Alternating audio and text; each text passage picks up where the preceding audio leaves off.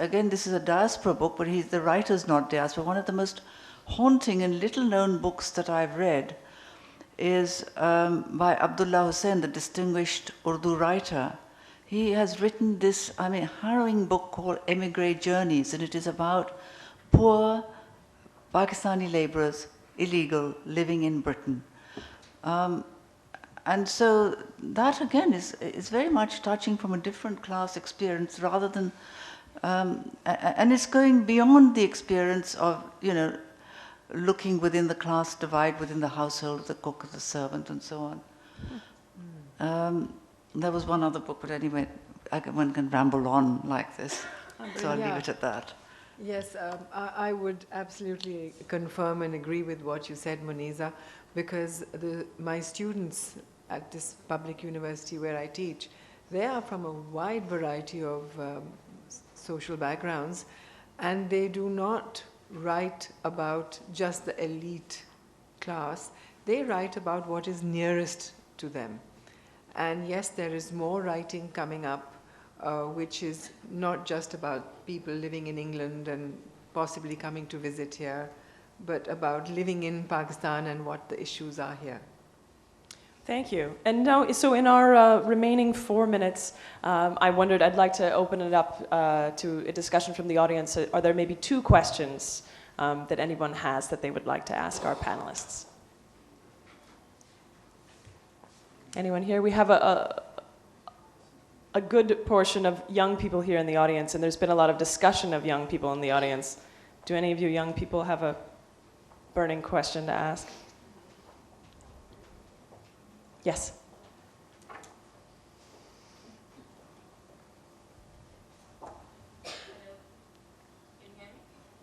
No. Hello? Now. Hi. My question is that I have written something, and what's next? It's as simple as that, because I know a lot of people who say, oh, that's fantastic, and yes, and in my experience when I have said, oh, could you take a look at it? A little later, come in 2 months, Then I have also approached the publishers that you talked about. And they say that, oh, we're not going to help you with the editing process.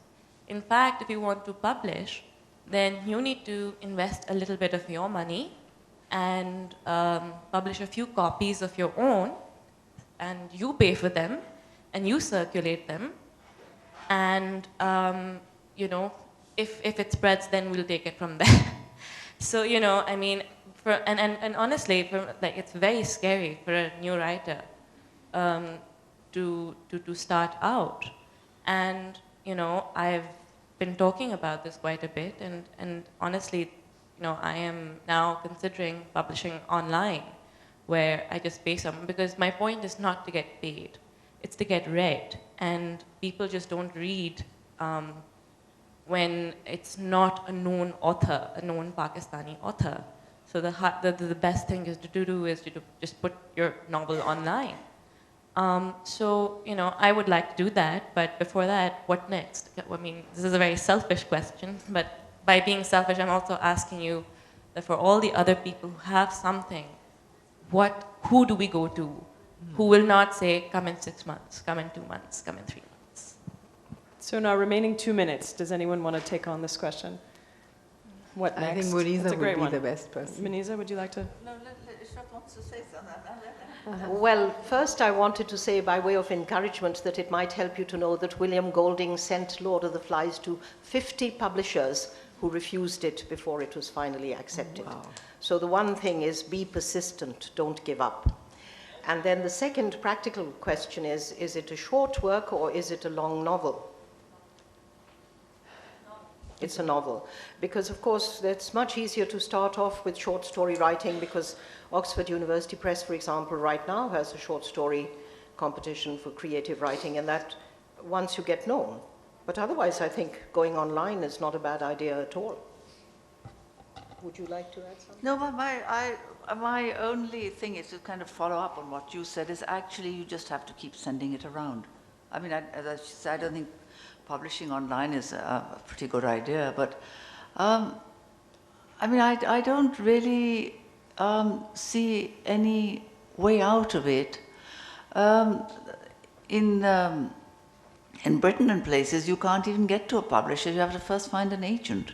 So at least here you're going different. This is the problem. A lot of the work here that is written is self-published, and that is why often it doesn't have the kind of editorial control it should have. I think you just keep sending it. I would encourage you and everyone in the audience to submit to the Life's Too Short literary review. Yeah, absolutely. Which has a deadline coming up at the beginning of March. And if you go onto their website, you'll be able to find out all of the information there. I want to thank you all for being here with us today, and thank you to the panelists for sharing their thoughts. I know that I'm encouraged and excited to read a lot of the names that we talked about today, and I hope you enjoy the rest of your day, and I look forward to meeting many of you in person. Thank you. And thank you. Thank you. Thank you. That was well done.